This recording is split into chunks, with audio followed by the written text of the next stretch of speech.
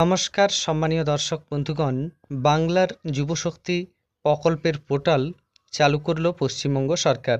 Onscreen আপনারা সেটা দেখতেই পাচ্ছেন। আপনারা জানেন পূর্বতন সরকার যুবসাথী প্রকল্প চালু করেছিল এবং সেই প্রকল্পের টাকা অনেকেই 2 মাস পেয়েছেন, কেউ আবার 1 মাস পেয়েছেন, কেউ আবার পাননি, এরকম অনেক কথা চারিদিক থেকে শোনা যাচ্ছে।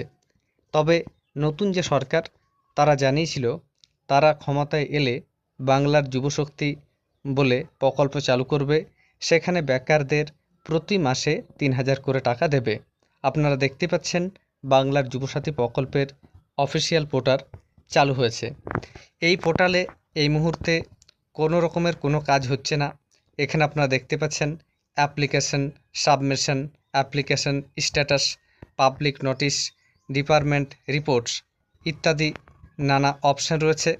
বাংলার যুবসাথী যে প্রকল্পের পোর্টাল ছিল, সেই যুবসাথী প্রকল্পের পোর্টালটিকেই বাংলার যুবশক্তি পোর্টালে কনভার্ট করা হয়েছে। আপনারা যে কোনো ব্রাউজার ওপেন করে গুগলে jubasathy.wb.gov.in লিখে সার্চ করলেই এই পেজে চলে আসবেন।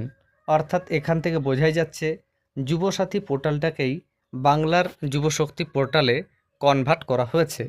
এখনও পর্যন্ত যা আপডেট, যারা যুবসাথী প্রকল্পে আবেদন করেছিলেন তাদের নতুন করে আবেদন করার প্রয়োজন নেই, কেননা যুবসাথী প্রকল্পে যারা আবেদন জানিয়েছিলেন তাদের নামগুলিকে যুবশক্তিতে ট্রান্সফার করা হচ্ছে বলে বিভিন্ন সংবাদ মাধ্যমে ইতিমধ্যেই সে কথা উঠে এসেছে।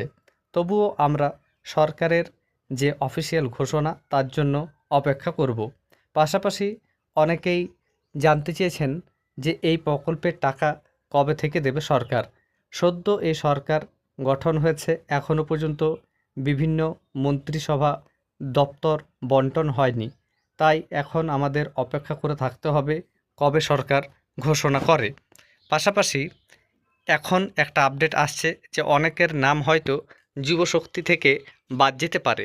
মূলত যারা নিজেদের ভোটার কার্ড বা মাধ্যমিকের অ্যাডমিট কার্ড জালিয়াতি করে, এডিট করে বা অন্য কোনো ডকুমেন্ট জালিয়াতি করে যুবসাথী প্রকল্পের জন্য জমা দিয়েছিলেন এবং তখন ভেরিফিকেশন করা সম্ভব হয়নি, তাই ভুল তথ্য দিয়েও অনেকে হয়তো টাকা পেয়েছেন।